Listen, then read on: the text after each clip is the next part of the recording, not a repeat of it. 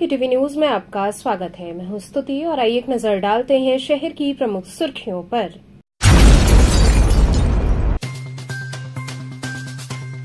यात्रा मेले के तीसरे दिन श्रद्धालुओं का उमड़ा हुजूम, लाखों भक्तों ने प्रभु का किया दर्शन।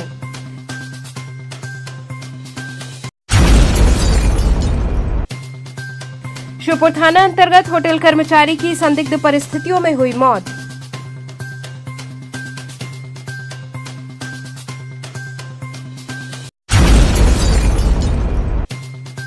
प्रधानमंत्री द्वारा संबोधित मन की बात कार्यक्रम के 123वें संस्करण को सुना गया।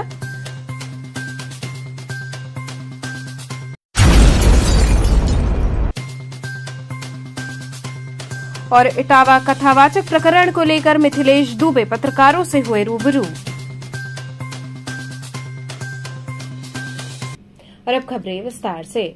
रथ यात्रा मेले के तीसरे दिन श्रद्धालुओं का हुजूम उमड़ पड़ा, लाखों भक्त प्रभु का दर्शन करने हाल हुए। काशी में रथ यात्रा मेले का रविवार को समापन हुआ। 3 दिवसीय इस मेले के समापन पर लाखों श्रद्धालुओं का हुजूम उमड़ा। भक्तों ने प्रभु के अद्भुत स्वरूप का दर्शन किया और निहाल हो उठे। प्रभु जगन्नाथ भाई बलभद्र और बहन सुभद्रा के साथ भक्तों को दर्शन दिए। श्रद्धालुओं ने प्रभु को विशेष रूप से तुलसी और नान खटाई का प्रसाद चढ़ाया। मेले में अपार भीड़ देखने को मिली। भीड़ का आलम ये रहा कि कुछ लोग गश खाकर भी गिर गए। मेला प्रबंध समिति की ओर से और जिला प्रशासन द्वारा व्यापक व्यवस्थाएं की गई थीं। पूरा मेला परिक्षेत्र में भारी मात्रा में फोर्स तैनात रही और लोगों को सकुशल दर्शन करवाने में जुटे रहे। वहीं मेले में खाने पीने के स्टॉल, नान खटाई की दुकानों, खिलौनों की दुकानों पर खूब भीड़ रही। क्षेत्र में यातायात प्रतिबंधित न होने से श्रद्धालुओं को काफी परेशानी का भी सामना करना पड़ा। मेला क्षेत्र में 2 पहिया वाहनों की लंबी कतार देखने को मिली।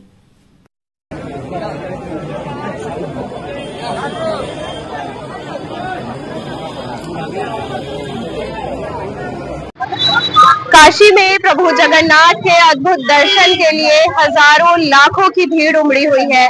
मैं इस समय रथ यात्रा चौराहे पर हूँ और जिला प्रशासन और प्रबंध कमेटी द्वारा विशेष व्यवस्थाएं की गई हैं। पूरी तरीके से मेला शांतिपूर्वक सुरक्षित रूप से संपन्न हो, इसकी कवायद शुरू है। हालांकि कुछ परेशानियां हैं।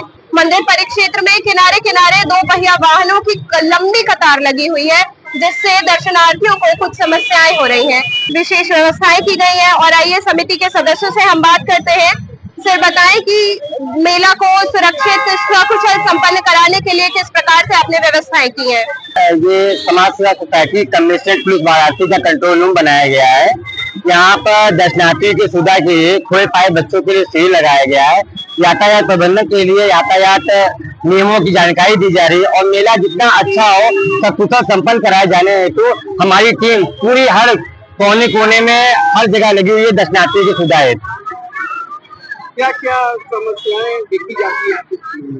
समस्या तो सबसे बड़ी ये यहाँ यातायात समस्या काफी है और यहाँ जैसे काफी से कुछ लोग आते हैं, कुछ लोग देहात से यहाँ आते हैं जो अपने वाहन को कहीं भी खड़ा कर देते हैं, उनको खोजने में दिक्कत होता है। सबसे दिक्कत है यहाँ छोटे छोटे बच्चों को लेके आना, बच्चे खो जाते हैं। तो मैं तो चाहूंगा कि एक अपील करना चाहूंगा कि यहाँ के पब्लिकों से कि बच्चों को माता पिता बच्चों को एक मोबाइल नंबर, एक पर्ची बना के उनके जेब में डाल दे कि अगर बच्चा कहीं खो जाएगा हमारे शिविर में है तो मोबाइल के द्वारा उस बच्चे को वहाँ पहुँचा सके।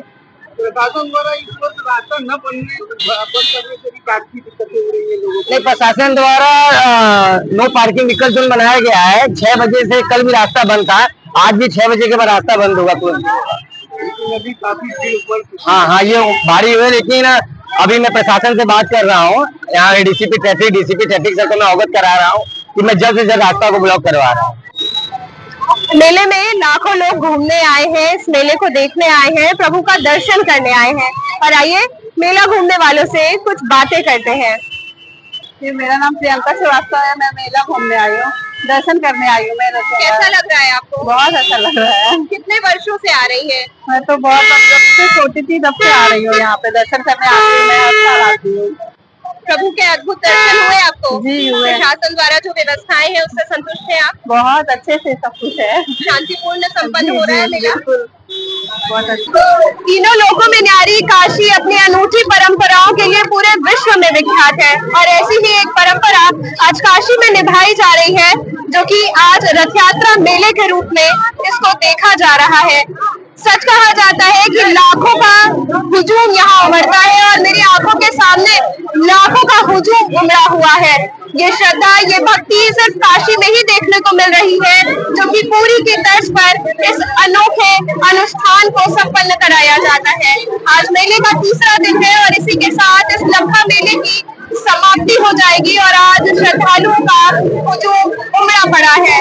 प्रभु को तुलसी दल और विशेष रूप से नान खटाई का भोग लगाया जाता है। पुलिस प्रशासन और समितियां, प्रबंध समितियां पूरी तरीके से इस मेले को संपन्न कराने में जुटी हुई हैं और इस मेले को सकुशल संपन्न कराया जा रहा है। केटीवी न्यूज के लिए अनु श्रीवास्तव के साथ मैं स्तुति। शिवपुर थाना अंतर्गत होटल कर्मचारी की संदिग्ध परिस्थितियों में मौत हो गई। वाराणसी में होटल कर्मचारी 35 वर्षीय विकास रावत का किराए के कमरे में शव मिला। वो शिवपुर थाना के नेपाली बाग में कथित तीसरी पत्नी रिया और उसकी बेटी के साथ रहता था। विकास के परिजनों ने रिया पर हत्या करने और गहने लेकर भागने का आरोप लगाया है। घटना की जानकारी होते ही पहली पत्नी रीता देवी मायके से अपने 3 बच्चों के साथ पहुंची। उधर शव मिलने की सूचना पर शिवपुर थाना पुलिस नेपाली बाग पहुंची। विकास के सिर पर चोट के निशान थे। एडीसीपी वरुणा प्रमोद कुमार ने कहा कि मौत संदिग्ध है। पोस्टमार्टम रिपोर्ट से पता चलेगा कि उसकी मौत कैसे हुई। देखिए, थाना शिवपुर क्षेत्र में नेपाली बाग एक एरिया है जहां पे सूचना प्राप्त हुई थी लगभग 9:30-10 बजे के आसपास कि एक युवक है जिनका नाम विकास है। मूलतः वो जौनपुर के रहने वाले यहाँ पे किराए पे रहते थे और किराएदार जो उनके मकान मालिक है उनके द्वारा सूचना मिली थी कि उनका शव जो है ऊपर जहाँ पे किराए पे रहते हैं वहाँ पड़ा पाया गया है। तत्काल मौके पे थाना पुलिस गई है। हम लोगों की फॉरेंसिक टीम है वो भी पहुंची है और जो पूछताछ करने पे जो आसपास के लोगों में उनके घर वालों को भी बुलाया गया।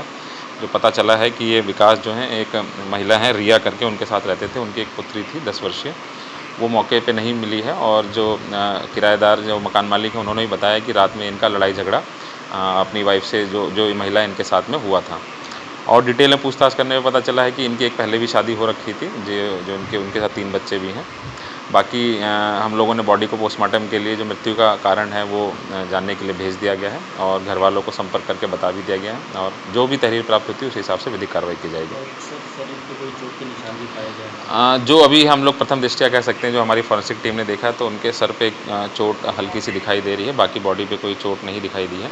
फिर भी मृत्यु का कारण जानने के लिए हम लोग पोस्टमार्टम की रिपोर्ट का वेट करेंगे।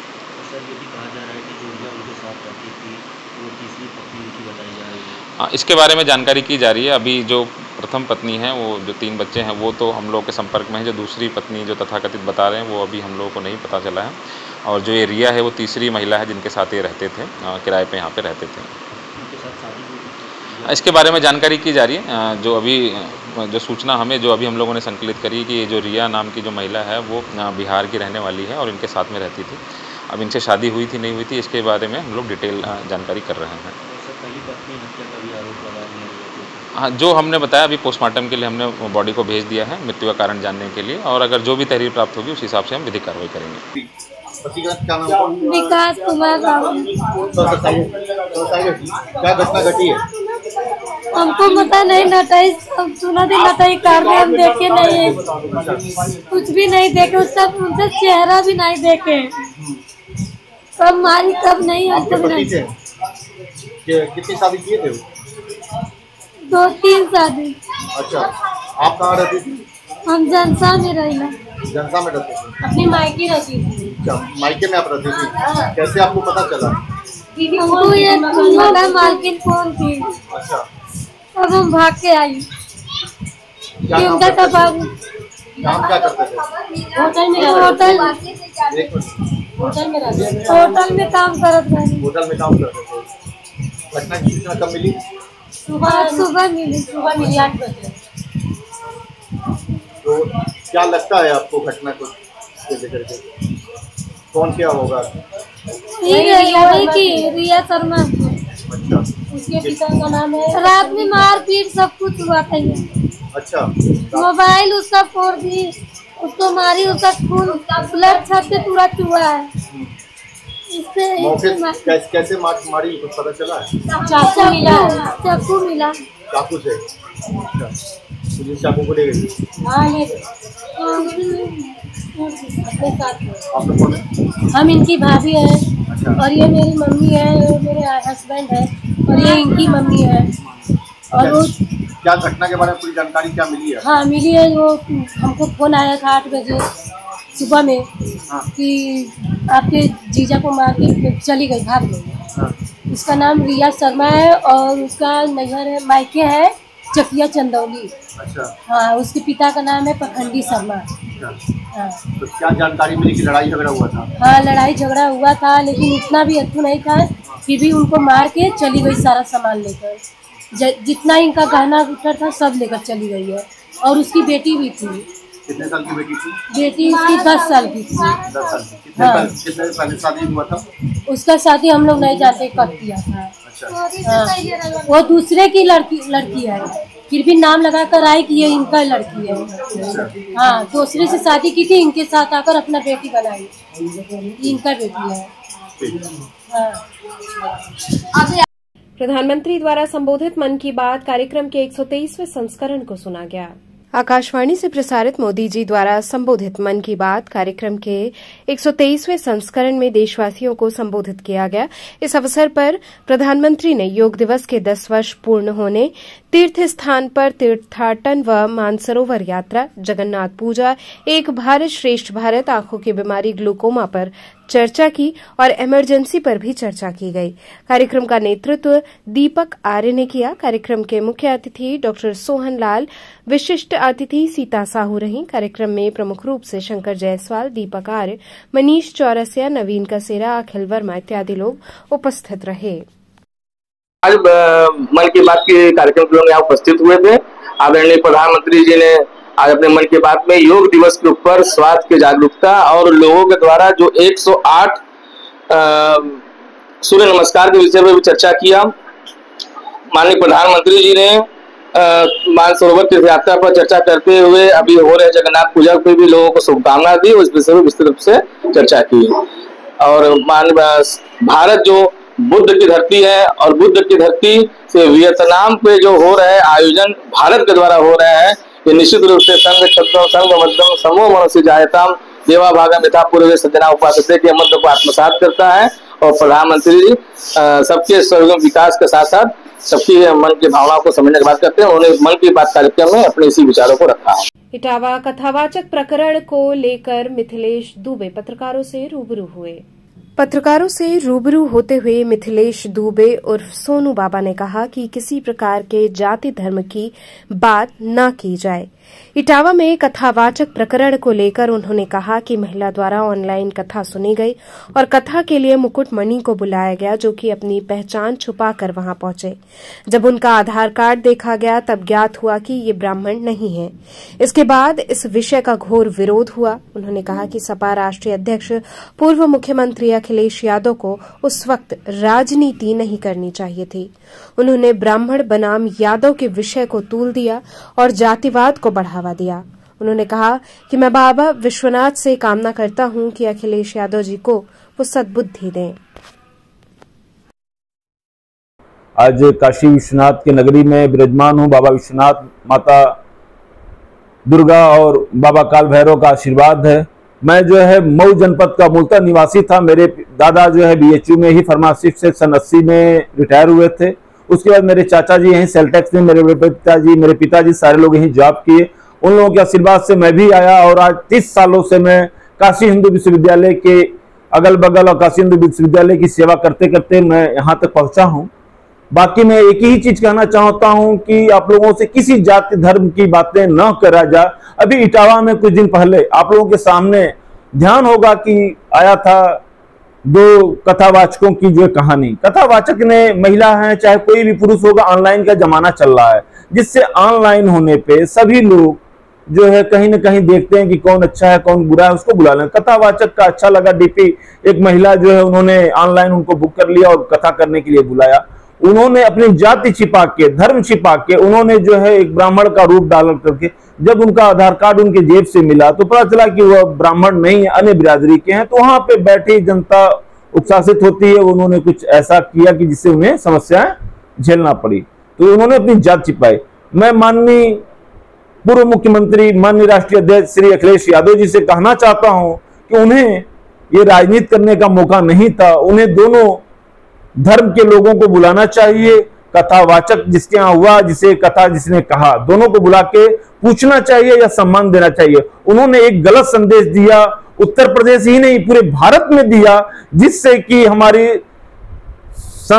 मतलब सरकार के ऊपर आंच आया और लोगों को अजीब सी एक दुनिया के खेल में होने लगे कि एक जातिवाद सूचक उन्होंने दिया कि ब्राह्मण बनाम यादव का, जो कि ब्राह्मण बनाम यादव नहीं, ब्राह्मण का कर्म है पूजा पाठ करना, ब्राह्मण करता है, यादव भी करे, यादव को पढ़ा लिखा है, शिक्षित है, वो करे, उसको ज्ञान है तो वो कर सकता है, कोई ऐसा नहीं है। जैसे हमारे यहाँ आप देख सकते हैं रामदेव बाबा जी हैं, बाबा रामदेव जी यादव हैं, फिर भी आज वो योगा करते हैं, सारी चीजें करते हैं, तो सबके सामने सच्चा होता है, ऐसा कुछ नहीं है। वर्णन किया गया कि कर्म प्रधान है, हाँ कर्म प्रधान है, जातिवाद नहीं करना चाहिए। जातिवाद तो ये माननीय राष्ट्रीय अध्यक्ष अखिलेश यादव जी ने किया कि एक यादव को जो है बुला के, कथावाचक को बुला के 51,000 रुपए से पुरस्कारित कर रहे हैं, और वहीं पे दूसरा बिरादरी जो ब्राह्मण बिरादरी का था उसके यहाँ से बुला के नहीं आपने पूछा कि आपने ऐसा क्यों किया, किस लिए किया, ये उन्हें पूछा कथा कहने का अधिकार केवल ब्राह्मण, ऐसा नहीं है। तो मुरारी बापू क्या है आप बताइए, शंकराचार्य जी अगर कह रहे हैं तो मुरारी बापू तो जो ब्राह्मण नहीं है, मुरारी बापू के यहाँ सारे लोग जाते हैं, हमारे प्रधानमंत्री जाते हैं, सारे लोग जाते हैं, उनके पैरों में गिरते हैं। आप बताइए, कोई ऐसा तो नहीं कि ब्राह्मण ही, ब्राह्मण अपना कर्म करता है। ब्राह्मण का ये कहना है कि जो पढ़े लिखे हों, जो संस्कारी हों, जिनका जो आशा कर रहे हैं कि सिर्फ ब्राह्मण का तो नहीं, ब्राह्मण ये उस चीज को नहीं मानता है। आपको भी काम करने का इच्छा है, डॉक्टर कोई पढ़ के एक बिरादरी का नहीं आता है, डॉक्टर हर बिरादरी का आता है, इलाज तो सबका करता है ना, वकील तो सब बिरादरी का आता है, जज आता है तो एक बिरादरी का नहीं आता कि पढ़ा लिखा जो क्षत्रिय हमला हुआ उसकी निंदा होनी चाहिए, एकदम होनी चाहिए। और मैं कह रहा हूं कि माननीय अखिलेश यादव जी को, बाबा विश्वनाथ की नगरी से मैं कह रहा हूं कि उनको सद्बुद्धि दें, और माननीय राष्ट्रीय अध्यक्ष हैं वो, हम उनका सम्मान करते हैं, और उनके सम्मान के साथ मैं ये कहना चाहूंगा कि दोनों बिरादरियों को बुलाएं। और पहले उनके पिताजी माननीय राष्ट्र जो है मुलायम सिंह यादव जी को नेताजी लोग कहते थे, वो सबसे पहले ब्राह्मणों का सम्मान करते थे, और ये आज जो है यादव जी लोगों से ब्राह्मणों को गाली दिला रहे हैं, ये कहीं की अच्छी बात नहीं है। आपका दृष्टिकोण क्या कहता है कि जिसे वो बुला के उन्होंने पुरस्कृत किया, क्या वो उनको ये नहीं करना, उनको ये नहीं करना चाहिए, उनको बुलाना चाहिए दोनों लोगों को, दोनों लोगों से बुला के पूछना चाहिए, और किसी को पुरस्कार नहीं देना चाहिए, किसी को धन लोभ नहीं देना चाहिए कि आपने बहुत अच्छा किया इसलिए आपके साथ ऐसा हुआ तो मैं आपको पैसा दे रहा हूं, ये नहीं होना चाहिए। आप एक राष्ट्रीय स्तर पे हैं, आप बीजेपी से यहाँ पे लड़ाई लड़ने की मुद्दा में 2027 का मैं चुनाव लड़ूंगा, 2027 में आप देख रहे हैं कि हम उत्तर प्रदेश में सरकार बनाएंगे, आप सरकार किस तरीके से बनाएंगे, ऐसे जातिवाद को हिंसा में लड़ा के बनाएंगे? ये उत्तर प्रदेश की जनता कभी नहीं चाहेगी कि आप जनता के साथ इस तरीके का बर्ताव करें। महाराज जी, इस समय ब्राह्मण विरोध भी चल रहा है और तमाम पाखंड वाले वीडियो भी आते हैं, क्या कहना चाहेंगे ऐसे लोग? ब्राह्मण विरोध तो देखिए, जो लोग ऐसे हैं वही ब्राह्मण विरोध करते हैं, ब्राह्मण का विरोध कोई नहीं करना चाहेगा, ना ही कभी किसी ने किया है। अब ब्राह्मण सर्वोपरि है और उसके लिए हर बिरादरी के लोग उसे मान्य करते हैं। जो लोग कुछ ऐसे हैं थोड़ा दुष्टीकरण करना चाहते हैं, वही लोग ब्राह्मणों के प्रति जो है उग्रता फैला रहे हैं, और किसी का कोई ऐसा देश नहीं है। ब्राह्मण और यादव के बीच जो व्यवस्था चल रहा है, युवाओं के लिए आप क्या कहना चाहेंगे, क्योंकि आप सब बीएचयू छात्र राजनीति के समय से सक्रिय रहे हैं? मैं यही कहना चाहूंगा सभी लोगों से कि नए जवानों को, नौजवानों लड़कों को, जो मेरे भाई हैं, सभी लोगों को कि आपस में लड़ाई नहीं होनी चाहिए, कोई जाति नहीं होनी चाहिए, और हम सब मिल के जो है एक हिंदुत्व का राष्ट्र ले चल रहे हैं तो उसको आगे बढ़ाएं, और कोई जाति नहीं, एक ही माँ सबको पैदा करती है, सबका ब्लड लाल होता है, सबका ब्लड लाल होता है, सबको माँ ही पैदा करती है। अगर हम ब्राह्मण कुल में जन्मे हैं और पैदा होते हैं, अगर मुझे किसी जगह फेंक दिया जाता है तो मैं उस घर का बच्चा काला लाऊंगा। तो जैसे मेरी परवरिश होती है वैसा मेरी मानसिकता बनती है। तो मैं इस चीजों पे यही कहूंगा आप लोगों से कि सबको पूरे भारत में, उत्तर प्रदेश के अलावा पूरे भारत में बात हो कि हमारी कोई जाति नहीं, विशेष जाति तो जिस धर्म में मैं पल गया पोस गया वही मेरी जाति है, लेकिन मैं किंतु कहूंगा कोई जातिवाद का जो है। काशी विश्वनाथ धाम में संगीतमय संध्या का आयोजन किया गया। Banaras global arts and media की ओर से विश्वनाथ धाम में संगीत समारोह का आयोजन किया गया। संगीत जो स्वयं शिव के नाद से उत्पन्न हुआ है और नृत्य जो उनके तांडव में प्रवाहित होता है, उसी दिव्यता की अनुभूति बनारस के प्रांगण में हुई। काशी के अधिपति बाबा विश्वनाथ के श्री चरणों में एक अनोखी संगीतमय संध्या का आयोजन हुआ, जहां बनारस के संगीत साधक अपनी साधना समर्पित किए। कार्यक्रम में राजेश कुमार गौतम द्वारा बांसुरी वादन हुआ। प्रख्यात कथक कलाकार ममता टंडन द्वारा शास्त्रीय नृत्य की मनमोहक प्रस्तुति दी गई। सरिता बरनवाल की विशेष प्रस्तुति पंडित रवि शंकर की शैली में कथक नृत्य की रही। इस मौके पर मुख्य कार्यपालक अधिकारी श्री काशी विश्वनाथ धाम विश्वभूषण मिश्र, आर.के. सिंह, डॉक्टर आर.के. ओझा इत्यादि लोगों का विशेष सहयोग रहा।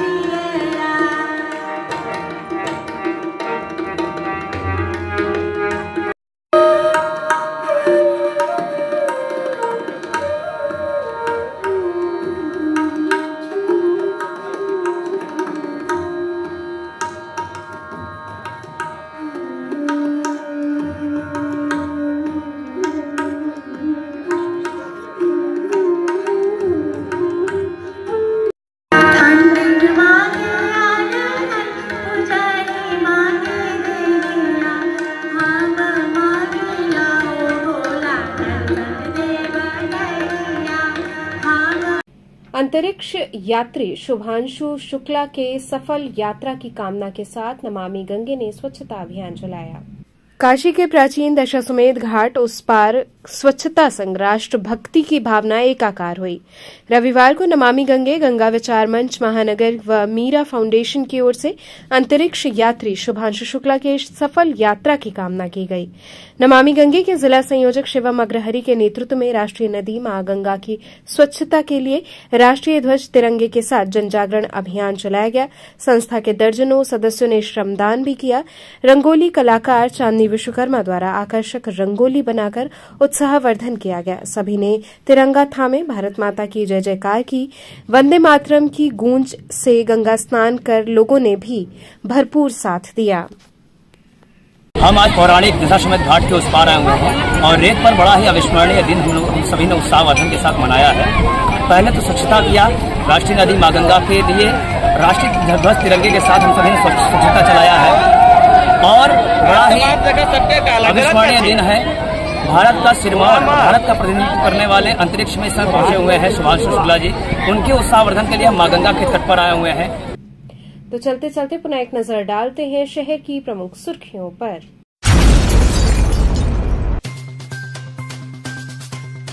यात्रा मेले के तीसरे दिन श्रद्धालुओं का उमड़ा हुजूम, लाखों भक्तों ने प्रभु का किया दर्शन।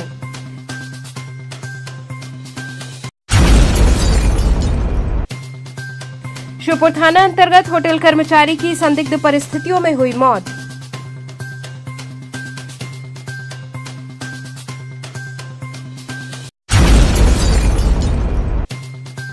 प्रधानमंत्री द्वारा संबोधित मन की बात कार्यक्रम के 123वें संस्करण को सुना गया।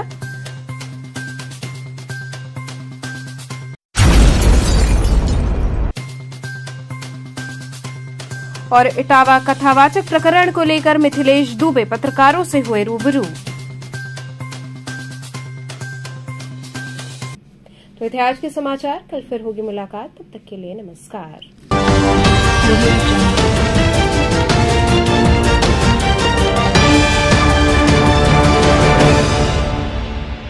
खबरों से जुड़े रहने के लिए हमारे चैनल KTV वाराणसी को सब्सक्राइब करें और लेटेस्ट अपडेट्स के लिए बेल आइकन को प्रेस करें।